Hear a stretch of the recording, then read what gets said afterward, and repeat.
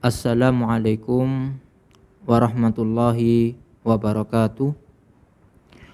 Alhamdulillah, alhamdulillahi rabbil alamin. Wa bihi nasta'in wa ala umuri dunya waddin. Wassalatu wassalamu ala asyrafil anbiya wal mursalin wa ala alihi wa ashabihi ajma'in. Amma ba'du. Allahumma la sahla illa ma ja'altahu sahla wa anta taj'alul hasna idza syi'ta sahla. Allahumma inna nas'aluka ilman nafi'an wa rizqan tayyiban wa amalan mutaqabbalan. Rabbi shrah li sadri wa yassir li amri wahlul 'uqdatam min lisani yafqahu qawli. Para pemirsa dimanapun Anda berada, semoga Allah Subhanahu wa ta'ala senantiasa memberikan keberkahan dan juga kesehatan bagi kita semuanya, sehingga kita masih bisa senantiasa terus melaksanakan amal soleh, melaksanakan perintah Allah Subhanahu wa ta'ala, dan juga menjauhi segala larangannya. Allahumma amin. Para pemirsa yang dirahmati Allah Subhanahu wa ta'ala, kita lanjutkan kembali pembahasan kita tentang bab pernikahan dalam Islam, yang mana pada kesempatan kali ini kita akan melanjutkan pembahasan mengenai hal-hal semisal dengan perceraian atau putusnya hubungan pernikahan, semisal perceraian atau semisal tolak, yang mana pada pertemuan sebelumnya kita sudah membahas tentang ila, apa itu ila, kemudian tentang dihar, apa itu dihar. Maka pada kesempatan kali ini insyaallah kita akan membahas macam ketiga tentang hal-hal yang menyerupai tolak, hal-hal yang menyerupai putusnya hubungan pernikahan, yaitu li'an, ya, tentang li'an. Apa itu li'an? Li'an, ya, ini sudah menjadi serapan dalam bahasa Indonesia karena memang sudah dikukuhkan dalam Undang-Undang Peradilan Indonesia. Namun untuk lebih jelasnya mari kita bahas tentang pengertian li'an ini, ya. Yang pertama, pengertian secara bahasa. Li'an, ya, li'an yaitu dari kata la'ana yula'inu, yang mana la'ana ini kalau dalam bahasa Arab, ya, secara bahasa diartikan sebagai melaknat atau mengutuk, yang mana arti tekstual dari melaknat itu sendiri adalah menjauhkan sesuatu dari rahmat Allah Subhanahu wa ta'ala. Ini pengertian la'ana, ya. Dan kalimat li'an diambil dari kata ini. Adapun secara syariat, ya, apa yang dimaksud dengan li'an itu, yaitu persaksian, ya, persaksian yang sangat kuat, ya, disertai dengan sumpah. Kemudian sumpah ini dan persaksian ini nanti di dalamnya terdapat kalimat laknat dari pihak suami, ya, dan nanti sang istri, ya, membalas tentang persaksian sang suami tadi dengan di dalamnya ada kata-kata murka Allah. ya, yang mana sumpah ini terjadi ketika apa? Ketika sang suami menuduh sang istri berzina. Ya. Ya dinamakan li'an karena nanti ketika suami bersumpah ya di kalimat yang kelima nanti ada kata-kata laknat. Ya, ini pengertiannya. Nanti akan kita kita berikan contohnya ya. Bil misal tatadih maqal, yaitu dengan permisalan insyaallah akan lebih jelas. Ya. Kemudian tentang dalilnya, dalil li'an ini, maka dalil li'an ini disebutkan dalam surat An-Nur ayat 6 sampai ayat 10 ya.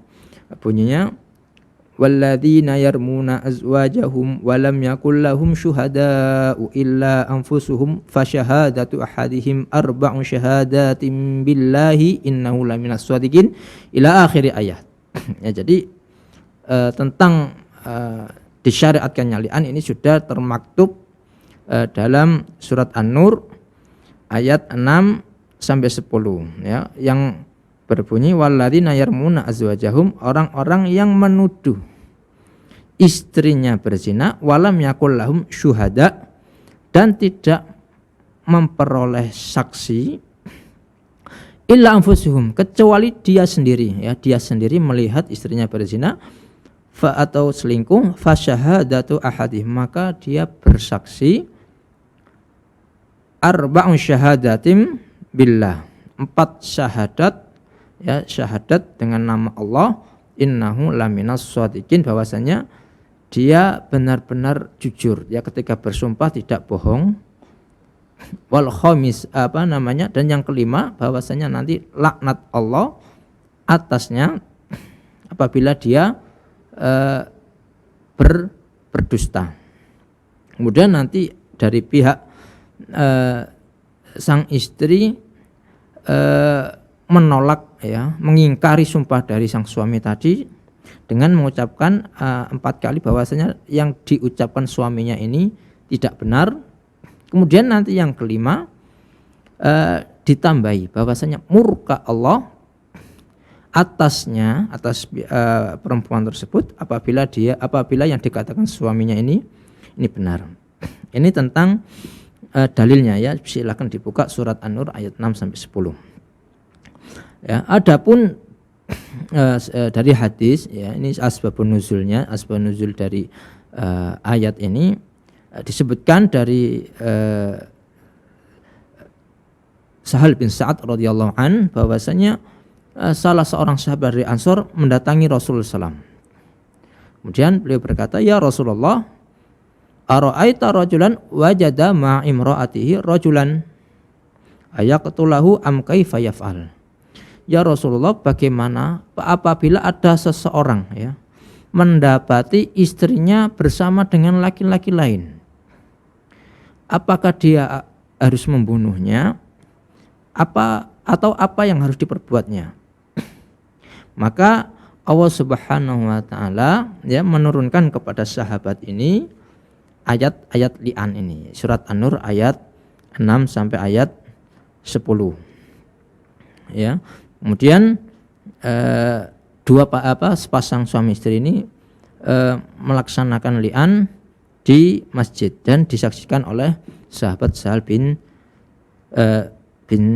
Sa'ad yang meriwayatkan hadis ini. Ini tentang dalil disyariatkannya li'an ya. Adapun hikmah ya, jadi kami ulangi, sebelumnya kami sebutkan bahwasanya dalam tata hukum Islam, apabila ada seseorang menuduh orang lain berzina, itu harus membawa 4 orang saksi ya.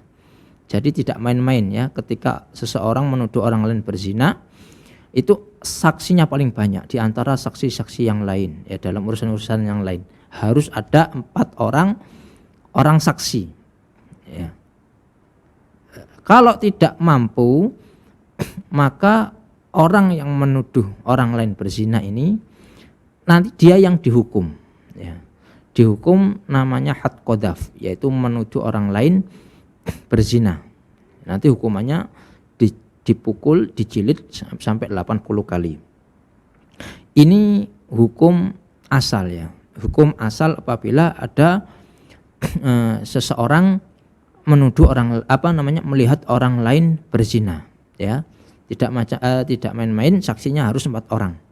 Ya, berbeda dengan saksi dalam hal muamalah, ya, yang mana di situ harus ada 2 orang saksi, atau saksi dalam pernikahan, di situ harus ada 2 orang saksi, ya, dan juga tentang saksi dalam pembunuhan, ya, di situ cukup 2 orang saksi. Maka dalam perzinahan, ketika seseorang menuduh orang berzina, ya, karena ini menyangkut harga diri dan juga kehormatan orang lain, maka dalam Islam diwajibkan harus 4 orang saksi. Apabila tidak mampu, maka dia yang melapor ini nanti dia yang dituduh, ya, dihukum menuduh orang lain berbuat zina, nanti kena had qadhaf.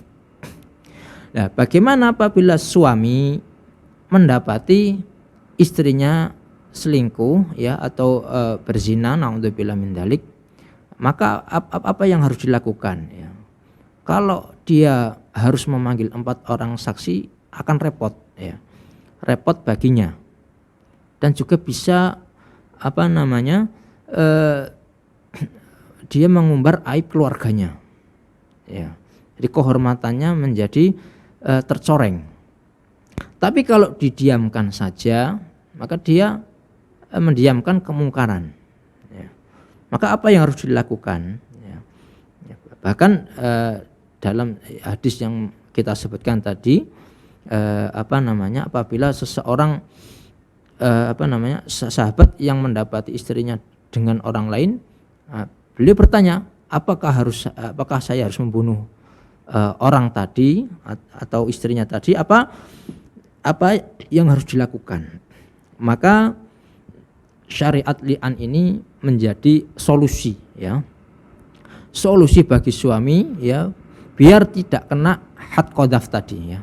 Biar ketika dia mendapati istrinya selingkuh atau berzina, ya, naudzubillah min dzalik, dia tidak usah repot mencari 4 saksi, cukup bersumpah dengan sumpah li'an ini, ya.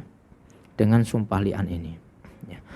Kemudian sang istri, ya, apabila dia ingin berlepas dari tuduhan suami, maka dia juga diperkenankan untuk bersumpah, ya. Bersumpah sumpah mengingkari apa yang diucapkan oleh suaminya. Maka li'an ini adalah solusi, ya. Solusi bagi sang suami, ya, apabila mendapati istrinya selingkuh atau berzina. Nah, ini hikmahnya, ya. Kemudian, ya, syaratnya apa saja syaratnya? Bagaimana seseorang bisa dihukumi dia telah meli'an istrinya, ya.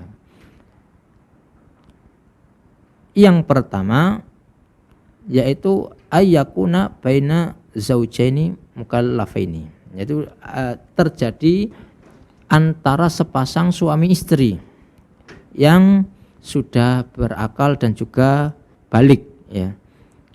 Karena nanti kalau dia tidak ada hubungan suami istri, kemudian dituduh atau menuduh berbuat zina, maka nanti kembali kepada hukum asal. Berarti kalau harus ada 4 saksi.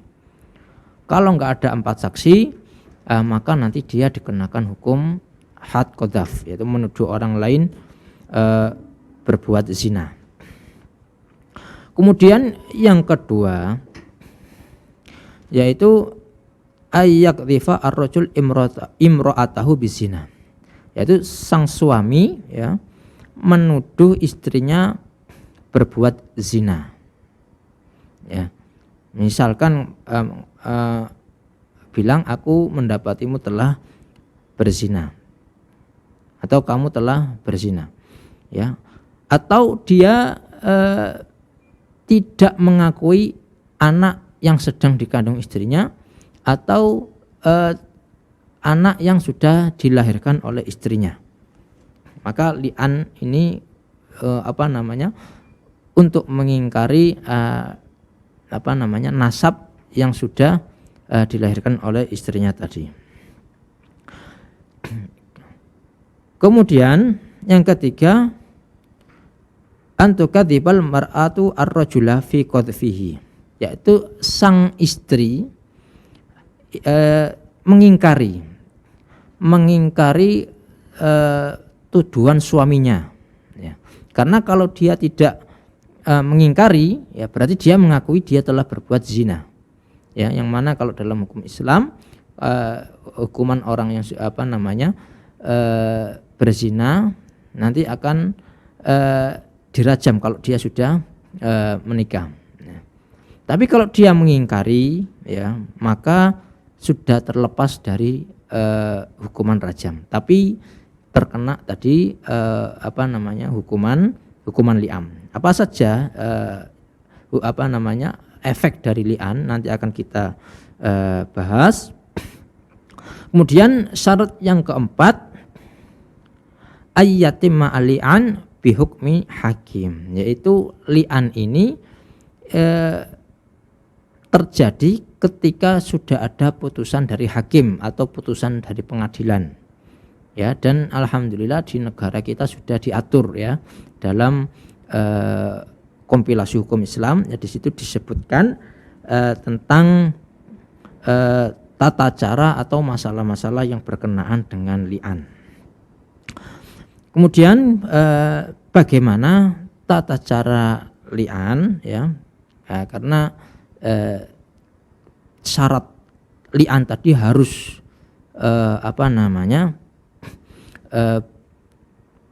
disertai dengan hukuman atau putusan dari pengadilan, ya.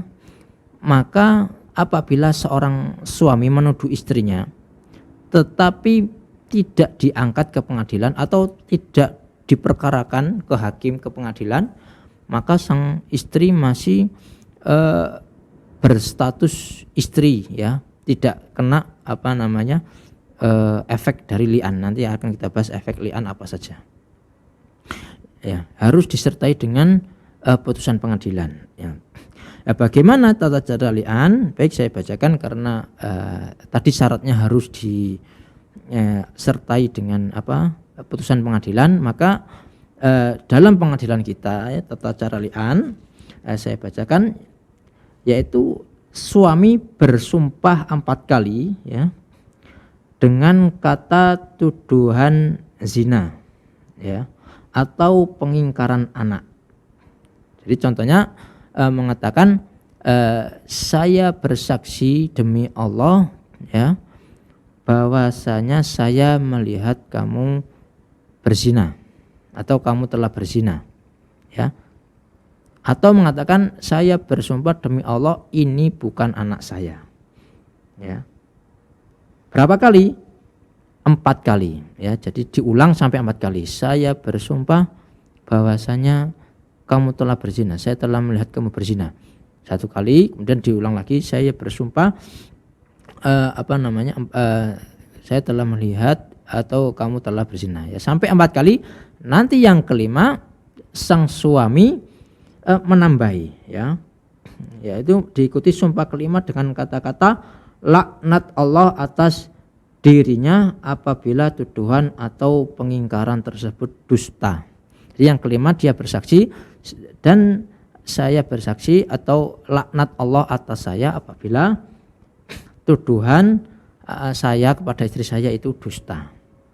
Nah, kemudian istri menolak tuduhan tersebut, ya, menolak tuduhan dan pengingkaran dengan sumpah 4 kali, ya, sama 4 kali, ya, saya bersumpah demi Allah bahwasanya tuduhan tersebut tidak benar, diulangi lagi, saya bersumpah demi Allah bahwasanya tuduhan tersebut tidak benar, sampai 4 kali.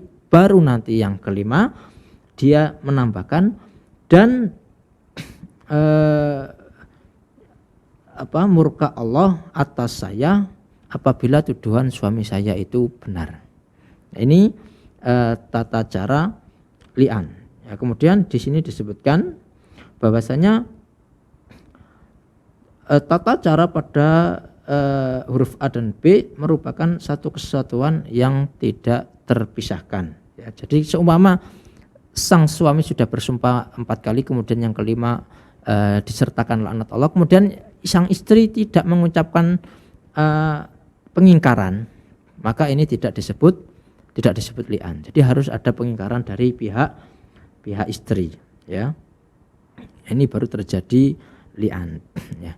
Kemudian apa saja faktor-faktor apa saja, efek-efek apa saja akibat dari li'an ini, ya. Yang pertama yaitu sukutu haddil qadhafi aniz zauj. Jadi jatuhnya had qadhaf dari pihak sang suami, ya. Karena sang suami tadi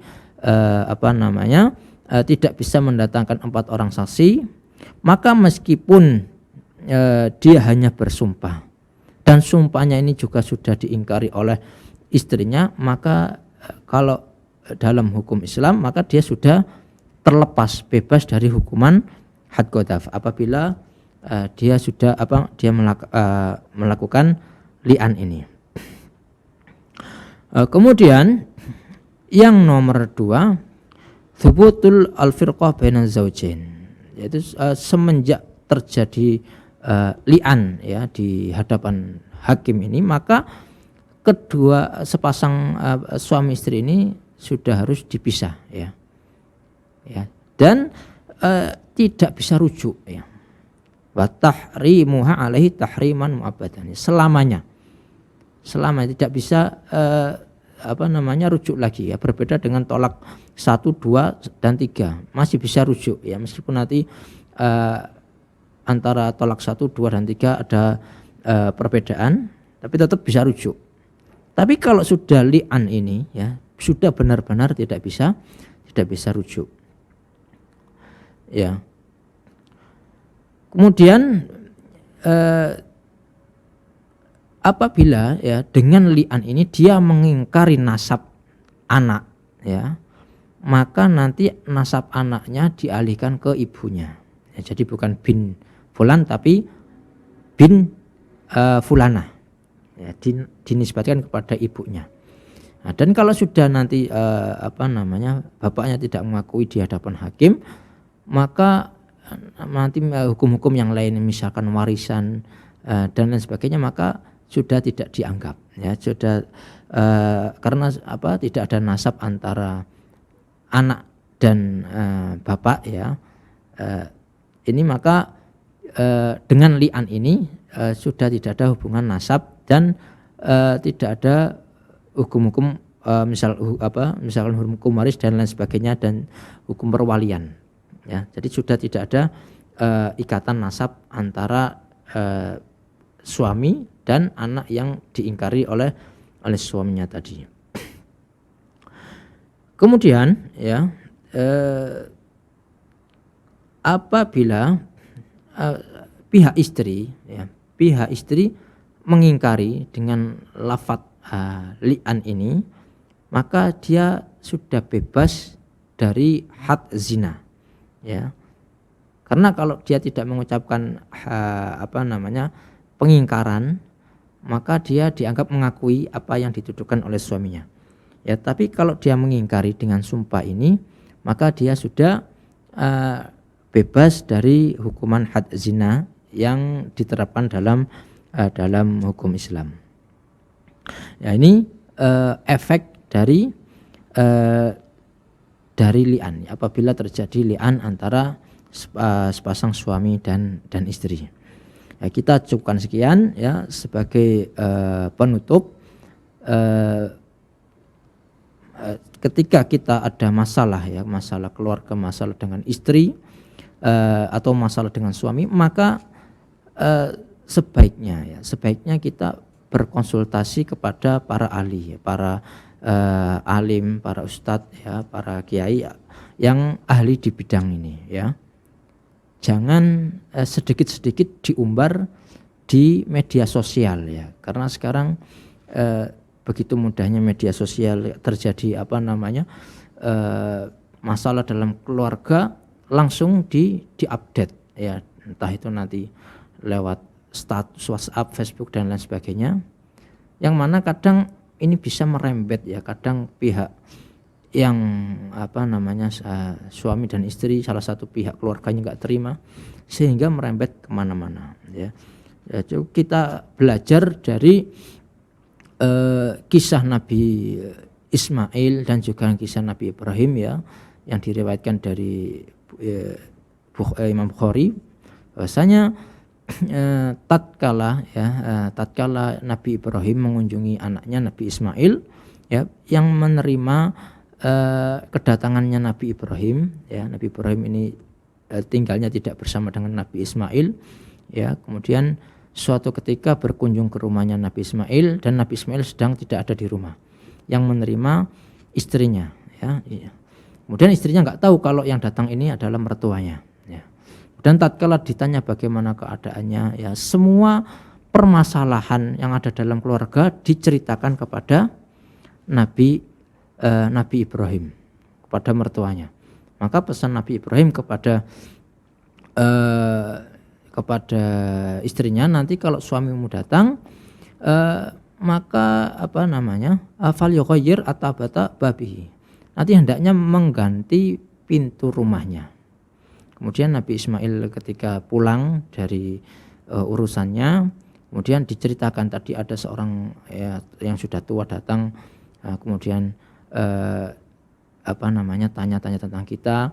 Kemudian kata Nabi Ismail, apa dia berpesan pada sesuatu, akan sesuatu?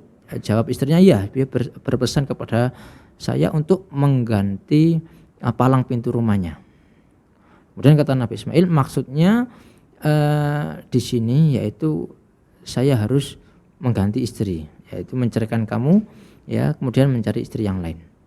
Kemudian tatkala Nabi Ismail sudah menikah lagi, ya, dengan istri yang baru, kemudian datang Nabi Ibrahim, ya, untuk kedua kalinya, kemudian bertanya bagaimana dan kemudian qadarwa waktu itu juga Nabi Ismail tidak ada di rumah, ya. Kemudian ketika mendapati istrinya, ditanya bagaimana keadaan rumah tangga kalian, diceritakan oleh istrinya hal-hal yang baik saja, ya. Permasalahan-permasalahan hidupnya tidak diceritakan, ya. Kemudian pesan Nabi Ibrahim, bilang kepada suamimu nanti kalau pulang hendaklah dia menjaga palang pintu rumahnya.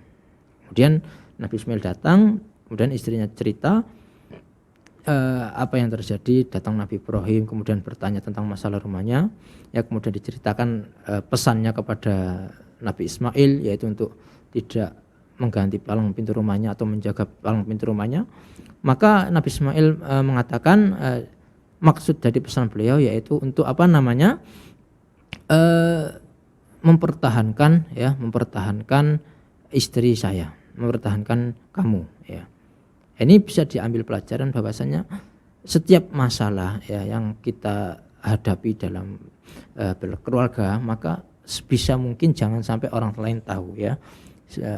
Kita selesaikan dengan baik, kita konsultasikan dengan ahlinya, ya. Kalau memang sudah tidak bisa diselesaikan dengan baik, maka di situ ada syariat tolak, ya. Meskipun ini adalah pilihan yang paling akhir, ya. Ini pilihan paling akhir. Nah, ini saja yang bisa kami sampaikan. Ya, wallahu a'lam wa sallallahu ala nabiyina Muhammad. Subhanaka Allahumma wa bihamdika asyhadu an la ilaha illa anta astaghfiruka wa atubu ilaik. Assalamualaikum warahmatullahi wabarakatuh.